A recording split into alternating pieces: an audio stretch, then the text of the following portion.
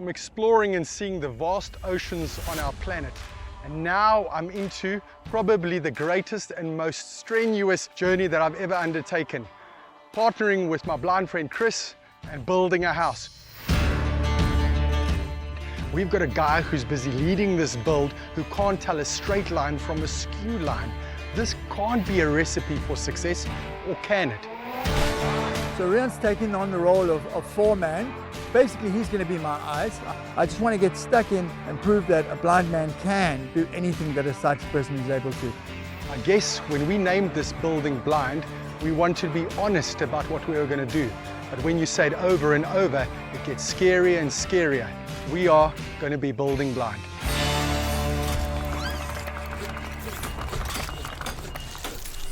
Proudly brought to you by Everite, home of Nutec, building solutions that you can trust.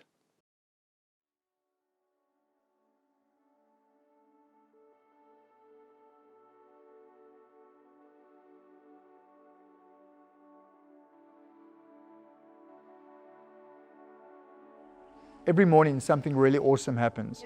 I leave home, which is now a rental just 100 meters away, and I walk with young Tate, my son.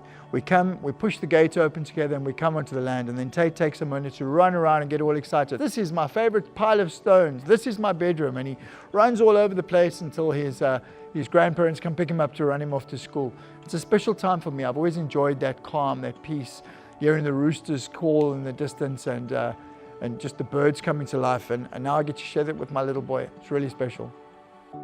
I had this frame made, this galvanized frame made about a year ago when we were still in Cape Town, because I knew it would be a quite difficult thing to transport, and I also realized with our furniture being removed there'd be a big removal truck. So that was the galvanized frame. I then put these support beams on about 2 weeks ago, and I've now clad it with nice latte to match the fence. They're a little bit light at the moment, but they still get stained with a sealer, with a treatment. And now our gate is rolling. Did you say fence? Fence?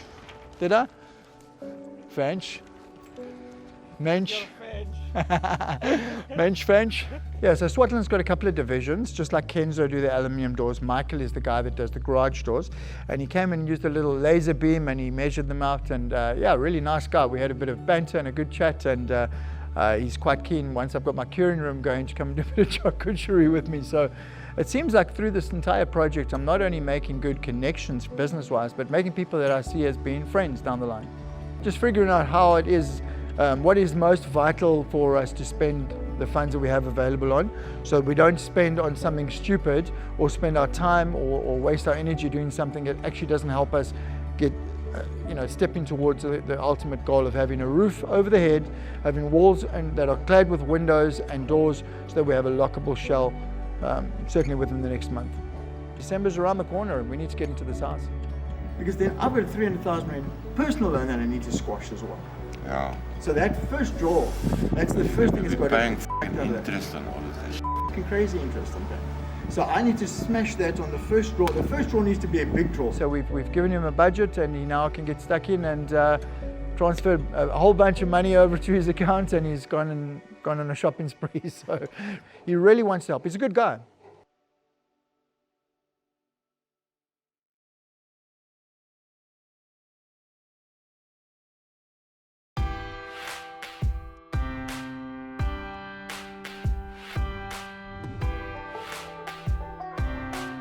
All your job cards came through to the factory guys, and then they pick all the timbers that's going to go into your roof. Okay, so when we were choosing your timber, the idea of it was, if you come to the left here, is that by regrading it, we look for all the size, the knot sizes and the timber density, and then we pull the ones that have got less knots and are more dense, to get your grade 7 grading on it. Stronger. Makes it stronger. H2 treatment is for roofs that are, or timber that's above ground and under covering.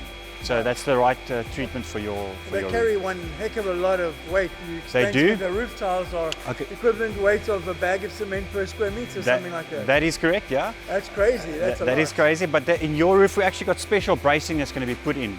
that helps it. So the roof, a truss itself on its own is actually not very strong. It's when you start combining it and bracing it together, Make up the skeleton. it creates one big structure, and that's what actually makes it strong. Awesome. Yeah, I was just showing Chris around the factory quickly, just showing how everything works, giving him an idea how big the roof actually is, and just by hearing the machinery and smelling the timber, he maybe gets getting excited for his roof coming up. We got a design program where we draw everything in, and the program actually does that for us. It decides what size timbers are and what size the nail plates are that you use in the truss, and then we print job cards, bring it out to the factory over here, and then they use all those sizes and plate sizes to assemble the roof. Well, what's quite interesting is the way they get a different grade or different strength of wood. It's made, it's basically by the density of the wood. So wood that we're using needs to be like a level 15 rather than a level 5. So it comes from the core of the tree, the center point, which means it's got more dense fiber in the wood and a little bit more moisture, which means that when it dries, I think Chris said when he tried to cut it once with his circular saw and it just wouldn't cut through it because it's such incredibly strong wood.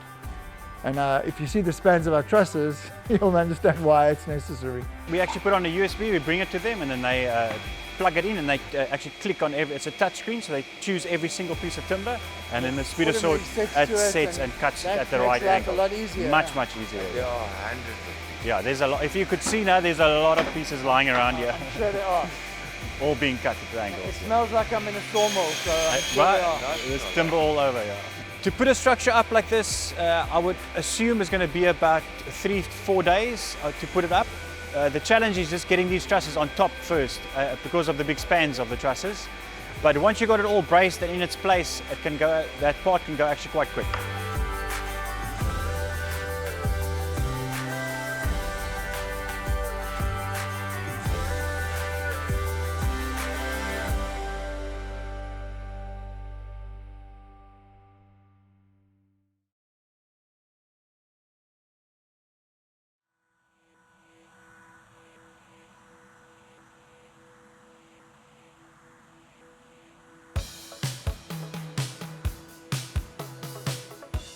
Earlier this Corin contacted me, and earlier this week, I told you my mouth is just too tired to pronounce words properly.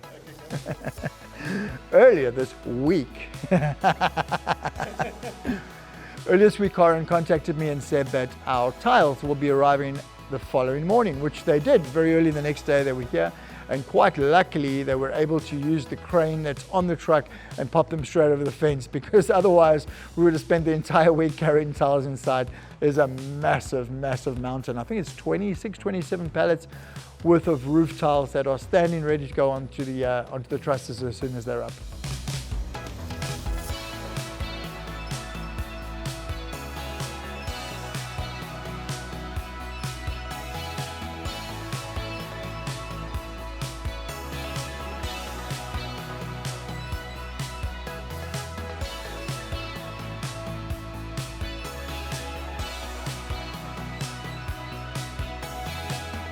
It's a Marley cement roof tile. The tile, I think they still get painted, Jacques, I'm not 100% sure. The Kenzo windows from Swartland arrived. The truck surprised us. I was just about to leave site. It was a gloomy day, it was late afternoon, and the next thing we saw this big truck arrive that said Swartland, and we're like, what are you looking for? They said, we're looking for number 54. So we directed them to number 54 and we said, who is the person? And they said, no, it's Christopher Fenter. And I was like, but that's me. So they just had the house number wrong, but the order correct. So the windows are all loaded into the container at the moment, and Chris and his guys have been figuring out how they can install. Luckily, the little trims that we had made are on site already. So hopefully later today, they'll come and start installing windows and sliding doors.